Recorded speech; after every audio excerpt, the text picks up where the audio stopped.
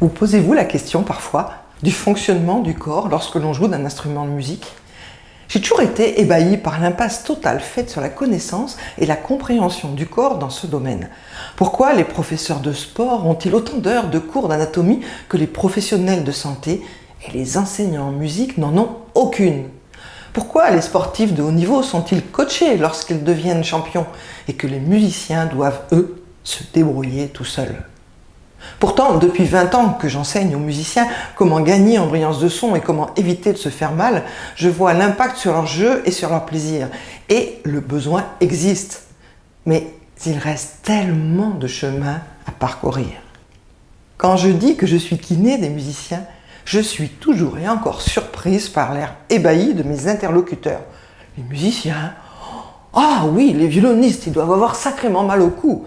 Et quand je leur dis que ce sont les pianistes les plus touchés statistiquement par les pathologies, ils reprennent le même air ébahi. Malgré l'importance de mes propos, l'étonnement des personnes arrive toujours à me faire sourire. Les musiciens ne devraient pas souffrir. Et pourtant, le corps est l'instrument que tous les musiciens ont en commun. À la lumière du travail effectué depuis des années auprès des musiciens, j'ai constaté que la continuité dans l'effort dont ils font preuve masque une réalité étonnante. Certes, le corps est l'instrument que tous les musiciens ont en commun, mais c'est aussi, paradoxalement, celui dont ils jouent le plus mal. Former les professionnels de santé à la connaissance de ces pratiques artistiques est indispensable. Les musiciens et tous les artistes d'ailleurs ont besoin de thérapeutes qui sachent les comprendre et leur trouver des solutions rapides. Et ces solutions ne peuvent exister que dans la connaissance intime de leur pratique, comme pour les sportifs. Quant à vous, musiciens, depuis 20 ans, je vous ai rencontré. J'ai découvert votre sensibilité, j'ai compris et aimé votre passion et j'ai échangé avec vous sur vos souffrances et vos difficultés. J'ai rencontré des êtres humains qui souffrent tous d'une même chose, ne pas réussir à exprimer suffisamment bien ce qu'ils voudraient traduire avec leur instrument.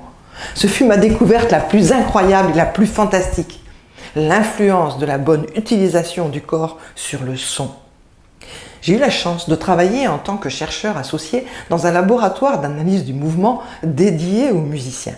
Les résultats du changement gestuel sur le son furent édifiants. En parfois 10 à 15 minutes, les analyses du spectre sonore montraient un changement impressionnant dans la brillance du son. Depuis 1998, j'ai formé plusieurs milliers d'interprètes, de professeurs et d'élèves de tout niveau, ainsi que plusieurs dizaines de thérapeutes, à la bonne utilisation du corps lors de la pratique instrumentale. Ces formations leur ont permis d'améliorer leur pratique, leur confort de jeu, leur musicalité, leur vitesse d'apprentissage, leur plaisir à l'instrument. Connaître les bases du fonctionnement corporel est un passage obligé afin d'atteindre ces objectifs. Dans la vidéo suivante, vous trouverez 3 conseils pratiques pour comprendre comment utiliser le corps de façon optimale à l'instrument. Les parties concrètes de cette vidéo sont tirées de la formation en ligne que Sophie et moi avons préparée spécialement pour vous, musiciens ou thérapeutes. Sophie est ostéopathe. Ses connaissances spécifiques sont venues renforcer les miennes et son humanité naturelle m'a donné envie de travailler avec elle sur le long terme. J'ai déjà écrit un livre pour vous, Gestes et postures du musicien, paru en 2004. La deuxième partie de ce livre est consacrée aux spécificités relatives à chaque instrument. C'est le chapitre concernant l'instrument de votre choix, inclus dans cette seconde partie que je vous propose de recevoir. N'hésitez pas, c'est gratuit et sans aucun engagement.